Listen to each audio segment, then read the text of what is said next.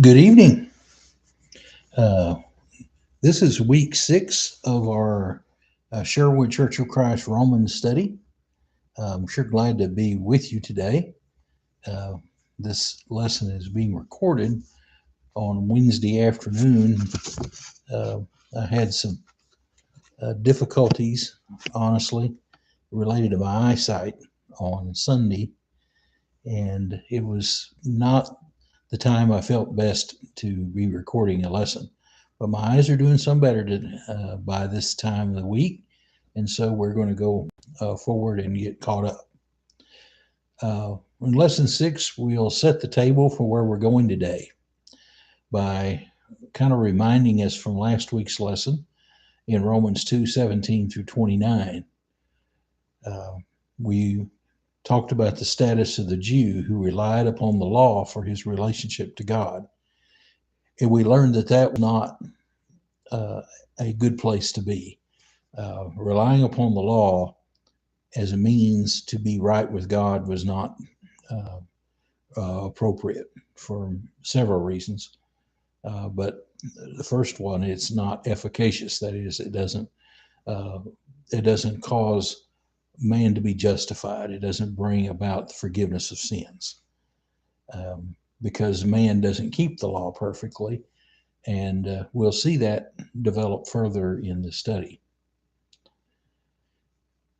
Uh, in Romans chapter 3, which is where we'll be today, verses 1 through 20, Paul anticipates 4 objections to what he's been teaching regarding the Jewish state of or status being in sin.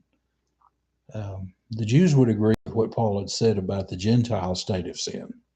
You know, they would have definitely agreed that the Gentile world was caught up in sin, and Paul makes clear that he understands that too in Romans 1, verse 18 through 32. But as he begins to speak about the Jews' guilt of sin in Romans 2, verse 1 through 29, many Jews would have questions or objections to which they would want Paul to respond, and so that's what he's doing here. Paul responds to those anticipated objections and insists that the verdict still stands. Both the Jew and the Gentile are under sin. The verdict is proven by their sin in human character and conduct. An appeal to the law for justification of their being right before God would not work either, for the law, Paul says, was to stop people from boasting.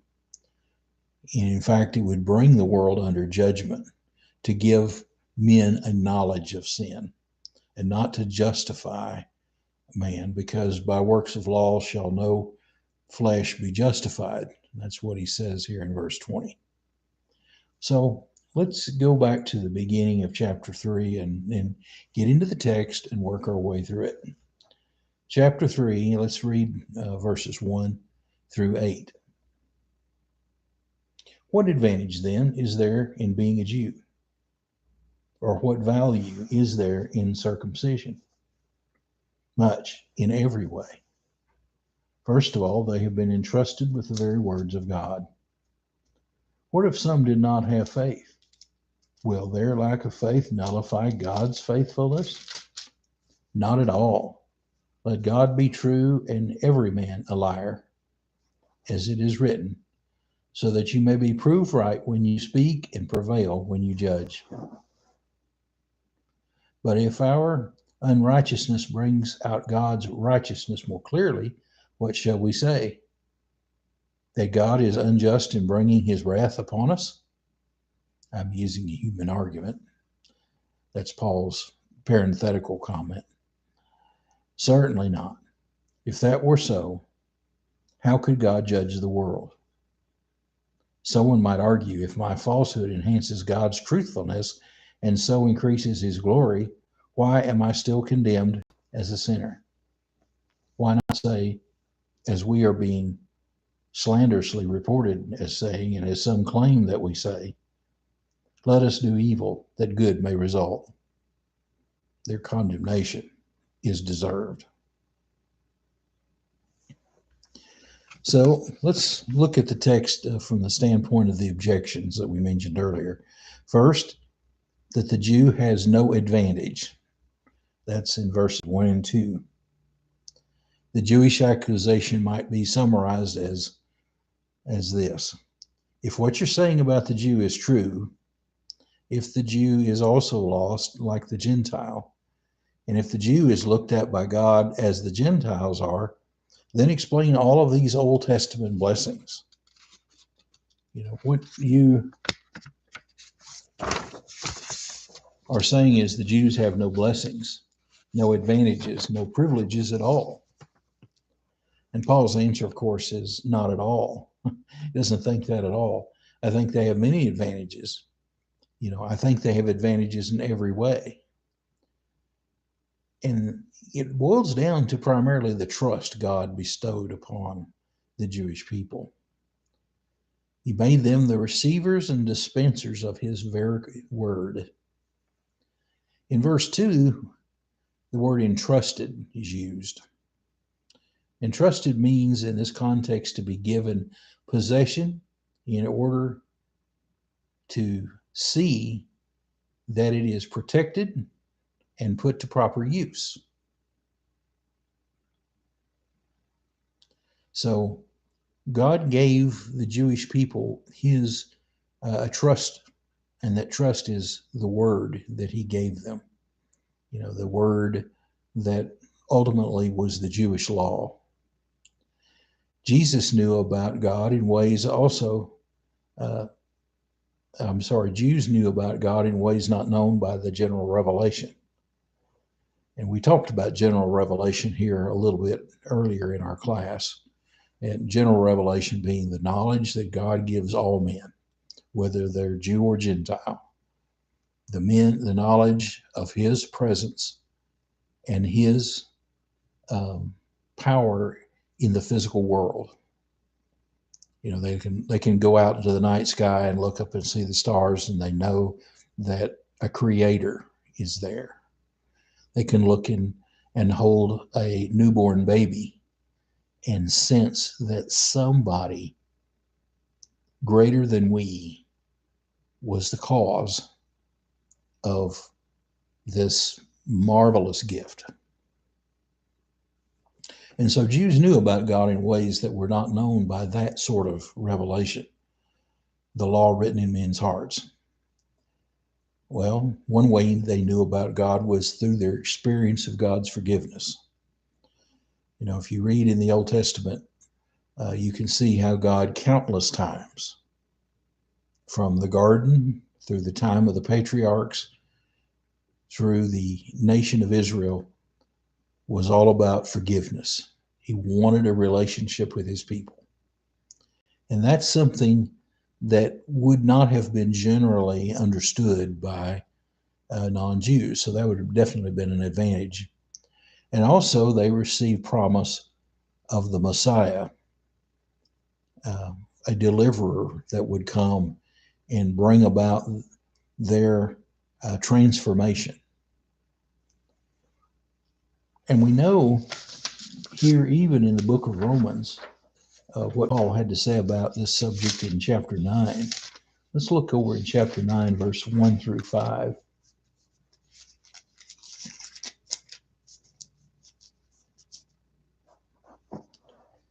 Paul, in this context, and we'll get to this in more detail when we get to chapter 9 in our study, but Paul is making a point about God's choice of the Jewish people. He said, I speak the truth in Christ. I am not lying. My conscience confirms it in the Holy Spirit. I have great sorrow and unceasing anguish in my heart, for I wish that I myself were cursed and cut off from Christ for the sake of my brothers, those of my own race, the people of Israel. Theirs is the adoption as sons. Theirs is the divine glory, the covenants, the receiving of the law, the temple worship, and the promises. Theirs are the patriarchs, and from them is traced the human ancestry of Christ, who is God over all, forever praised. Amen. So Paul was lamenting about how far the Jews had left God, because they had the relationship as a people with God since antiquity.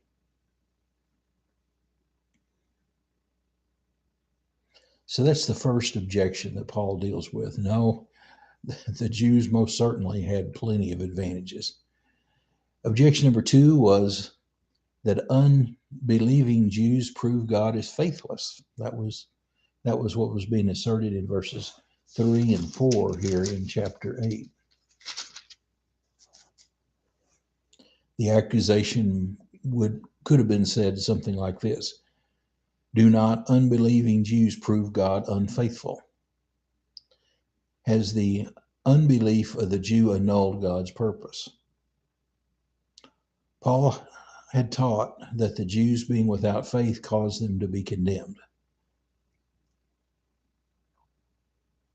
God purposed to bless the Jews,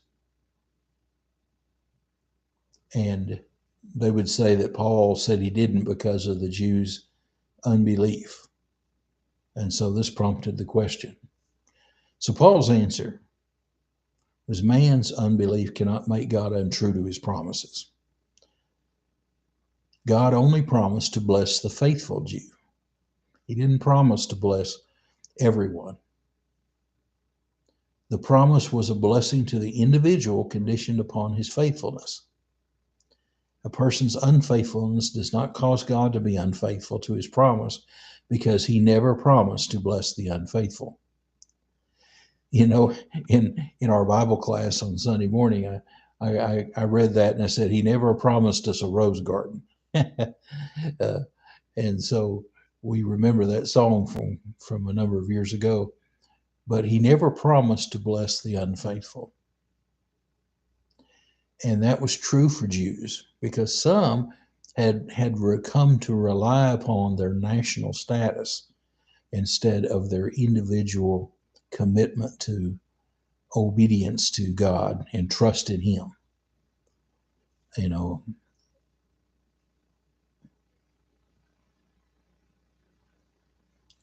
so objection number 3 was, isn't God wrong to be angry when sin fulfills his will? That's verses 5 and 6. Or maybe another way of saying it is, when sin manifests God's righteousness. Isn't God wrong to be angry when sin manifests God's righteousness? And here's the Jewish accusation. According to Paul's argument, their unrighteousness is even commending the righteousness of God.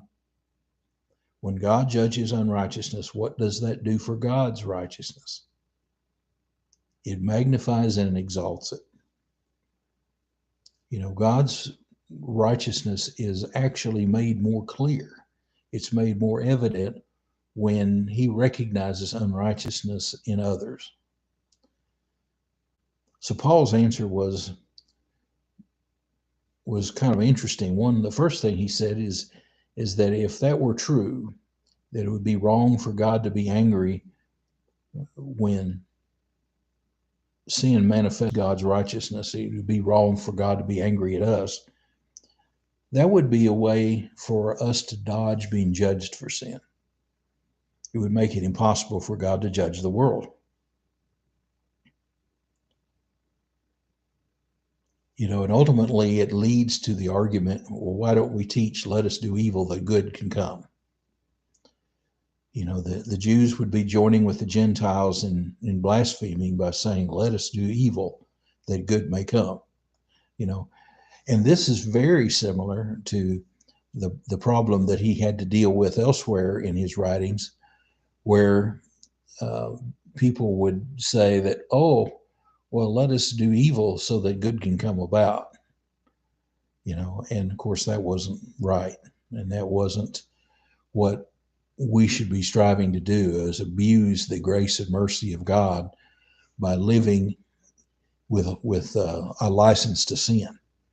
You know, just because God can forgive us and will forgive us through the blood of Christ does not give us license to live any old way.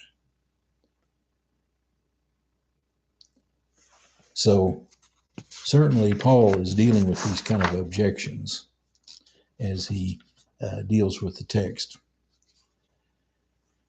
There's several things about God that should be remembered if you go through these verses and look at them. First is the words of God. That's what we learn in verse 2.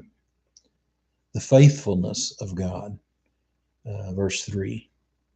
The righteousness of God, verse 5. The judgment of God, verse 6.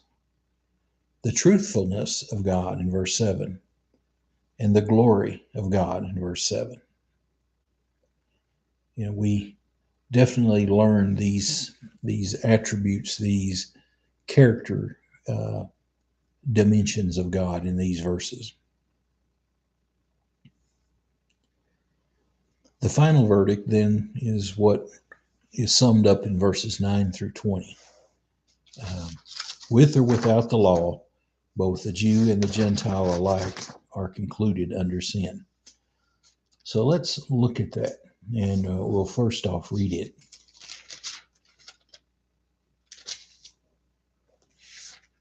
Have to get back to chapter 3. Okay, chapter 3, verse 9. What shall we conclude then? Are we any better? Not at all. We have already made, and by the way, I'm going to jump in, just Jim's parenthetical comment. What shall we conclude then? Are we any better?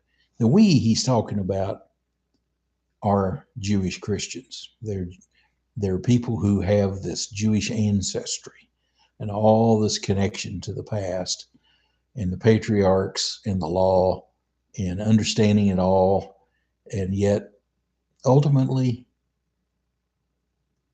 they are individually accountable.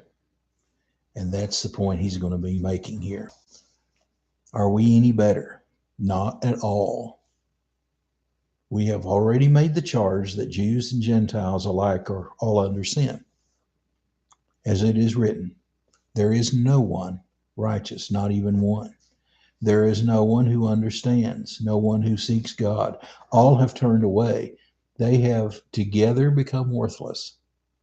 There is no one who does good, not even one.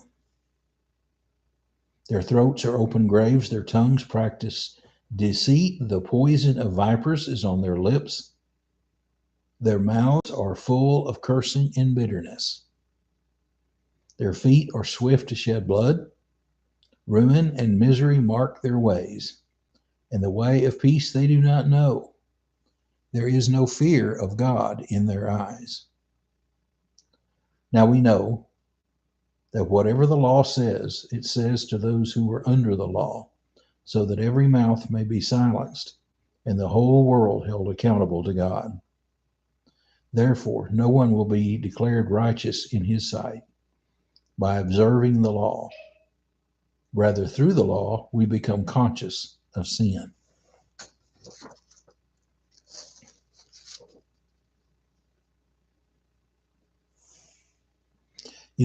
If we look at this, we'll see the verdict of God on all men. Verse 9. If we translate or paraphrase the meaning of Paul's question in verse 9, we might say it like, are we Jews any better off than the Gentiles? Are we really any better off? We had all these advantages, but we still sin. The character of the verdict is sin. The dominion of the verdict is that we're under sin, and the extent of the verdict is universal. And the verdict is proven in verses 10 through 18. There's sin in human character. There is none righteous. We will read that in our study next week in chapter 3, verse 23. Where it says, all have sinned and fallen short of the glory of God and are justified freely by his grace. So all, A-double-L, that's not almost all or everybody but me. That's all. All the time aspect. and there is none that understands. We suppress truth sometimes, and we don't understand what God's expectations are. It says there's no one who understands in verse 11. There are none that seek God. We would like to think that man would seek God on his own, but he really doesn't tend to do that. And there's none that does good. There's verse, I think it's 12. There is no one who does good, not even one. So this is quite an indictment on human conduct. And not only do we see it in these verses, but he elaborates on that in verses 13 through 18. There's sin in words in verse 13 and 14. Their throats are open graves. Their tongues practice deceit. The poison of vipers is on their lips. Their mouths are full of cursing and bitterness. And we know this is true. We know the world is full of the effects of people that just want to bite and devour each other. That's just the human propensity. While we realize that we are not born into sin, yet we choose it. We choose to sin. We're not made to sin. We don't, the sin of Adam, and we have to go back to our study of Genesis to see this, but the sin of Adam and Eve brought about our physical death, but they didn't bring about our personal sins. We do those because we choose to. There's a propensity in this world for people to make a value judgment and choose the wrong thing, usually animated by selfishness. And so words are an example of the kind of conduct that gets man into trouble. The throat is like a grave. It's this dark place that nothing good comes from. The tongue lies. Lips bring about the slander. Slander brings about the destruction of humans. Nowadays on the social media that we all enjoy, yet it's a place where people attack one another with great viciousness. We are a people that are eaten up by the backbiting against one another on social media. We kind of know in our hearts that our neighbor that we are going to say something bad about is not going to come over to our house and bust us in the head. So we can go ahead and say these things that we would never say to their face. We will say it on social media. And the mouth also is given to cursing and lying and other abusive uses of words. So sin lives so much in words. Sin also lives in deeds, verses 15 through 17 here in chapter 3. Their feet are swift to shed blood, swift to carry them to a place where blood is shed. Swift implies an enthusiasm. People are just in a hurry to go do something they shouldn't. And that's so common in the human condition. We just recently had here in the news, in the last week or so, several instances of mass shootings where people of all ages were shot, not just adults. And these kind of cases crop up all the time. People are willing to take the law into their own hands, and if they feel disrespected, then they just go out and kill someone. And that is a lack of respect for human life and, of course, for God's will, who made human life.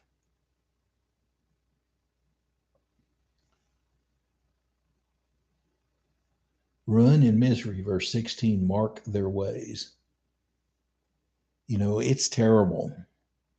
It's miserable when these things happen to people, and it plunges them into ruin. And we know that that is so common in the human condition. Verse 17, in the way of peace they do not know.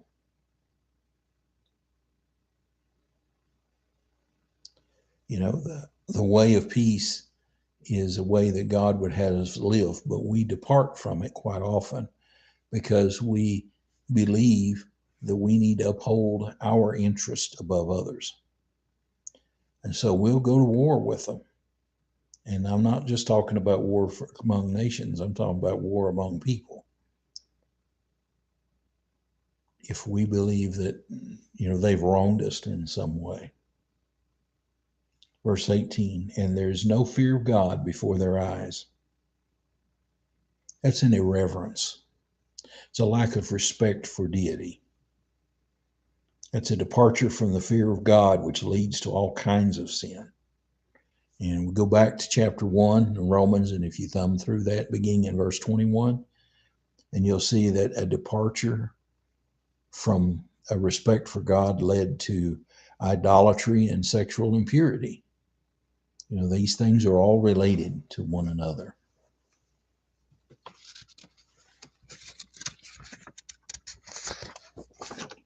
Unfortunately, I can't turn my page as quickly as I'd like. So verse 19. You know what law is about? It's there so that every mouth may be silenced and the whole world held accountable to God. That's what law does. Does that mean we always keep it perfectly? No. But it sets forth a standard of behavior, a standard of right living that we can know. And it allows us to use that as a yardstick to compare our behavior with. And we won't boast if we really look at things closely. You know, we mentioned this in our class, but you know, how many on the way to the church house were engaged in speeding over the speed limit? I doubt there were too many people in our class that probably didn't at least briefly go over the speed limit. Does that mean that they're terrible people? No. But the law upholds the standard of conduct that we, when we violate it, we know that we have, and that form the basis of law enforcement efforts to uphold it. It says in verse 19 that the world is held accountable to God. That's what law does. The basic weakness of law, though, is in verse 20. No one will be declared righteous in God's sight. That's the his in the text, by observing the law. That doesn't mean that we shouldn't try. That doesn't mean that observing the law is in any way not what we should do. It is. But law, in a general sense, cannot make us right. It can only make us guilty.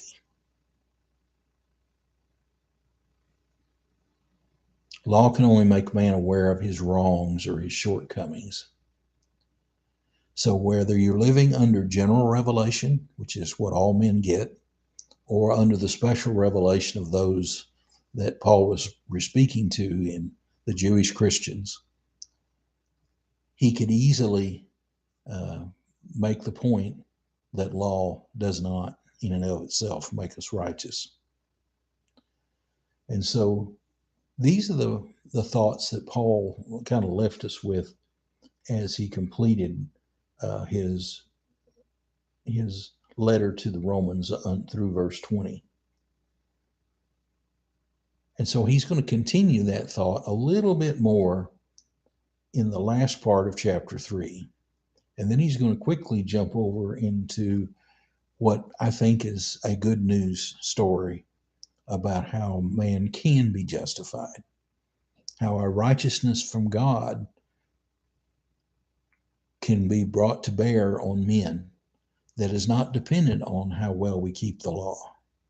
It's dependent upon our relationship with Jesus. I want to thank you all for being with us this evening. It's sure been good to be here, and I look forward to seeing you guys in Bible class. Hopefully my vision will permit it, and that we can do live streaming again this coming Sunday. Until then, have a good week.